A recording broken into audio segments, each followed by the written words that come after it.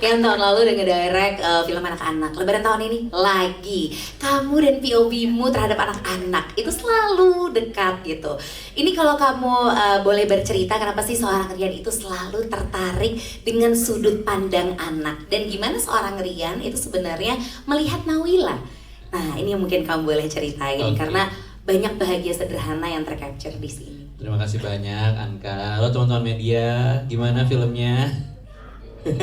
Terima kasih. Jadi sebenarnya kebetulan memang yang aku bikin ceritanya ini melibatkan karakter-karakter anak-anak. Tapi sebenarnya sejatinya film Nawila ini bukan film anak-anak aja. Ini film untuk semua umur, ini film untuk keluarga.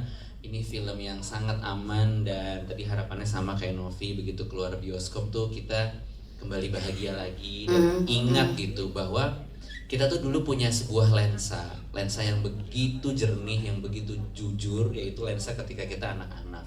Dimana lewat lensa itulah sebenarnya kita terbentuk menjadi kepribadian kita hari ini. Kita mau belajar, kita mau bertanya, kita berandai. Itu dari waktu kita tingginya masih cuma 100 cm ya gitu. Ada banyak sekali hal yang terasa besar, terasa indah gitu. Lantas kenapa sekarang ketika kita udah harus lapor korteks gitu ya, tiba-tiba lensanya mengecil gitu, ya kan gitu. Dulu kita excels at everything, sekarang bukannya Microsoft Excel, gitu kan capek banget ya. Gitu. Banyak banget sih. Nah padahal sebenarnya anak-anak itu sangat jujur, dan ketika kita mau mendengarkan kejujuran mereka, ada banyak sekali cerita yang bisa kita resapi, yang bisa kita terima, yang bisa kita temukan, dan kita pasti akan melihat diri kita di situ gitu. Nah, dari awal aku baca novelnya Ibu Reda, gitu, aku melihat lensa itu ditulis oleh Bu Reda dengan sangat-sangat jernih dan sangat-sangat unik banget Nawila gitu. Karena ketika aku baca POV Wila menceritakan itu kan POV dia, ya kan gitu. Aku ingin setinggi Pak, aku ingin rambutku seperti Ma. Wah ini beda sekali gitu, dan suaranya, suara Wila yang ditulis Bu Reda di ceritanya itu beneran terasa seperti anak yang sedang cerita ke aku, bukan orang dewasa yang pura-pura jadi suara anak-anak gitu. Nah, aku ngerasa di sini ini penting sekali buat didengar oleh sebanyak-banyaknya orang gitu, supaya mereka juga tahu bahwa anak juga manusia, anak punya banyak sekali dimensi perasaan, dan kita semua pernah jadi anak-anak, dan kita ketika kita akan punya anak-anak juga gitu, kita harus bisa juga berani mendengarkan mereka, mendengarkan kejujuran mereka. Kalaupun ada hal-hal yang harus disampaikan seperti Ma gitu ya. Ya mungkin reaksi pertamanya adalah Ma panik, takut Wila kesetrum radio gitu ya.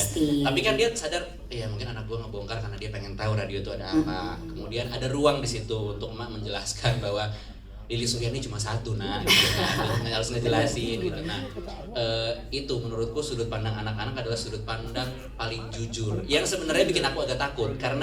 Kenapa agak takut? Karena audiens anak adalah audiens paling jujur. Gimana, suka nggak? Jelek Om? Ya udah, nggak bisa ngapa-ngapain lagi gitu. Mereka tidak bisa sugar coating gitu ya. Tapi disitulah letak apa ya, ketulusan, letak kehangatan gitu, ketika kita rindu sama teman, ketika kita rindu keluarga. Nah, aku berharap dengan Nawila ini, teman-teman yang udah dewasa ini nonton dan ingat lagi rasanya jadi anak-anak, dan semoga spirit jadi anak-anaknya itu kebawa kembali ke keseharian teman-teman, ke teman-teman yang sedang menjalani hidup dewasa lagi gitu.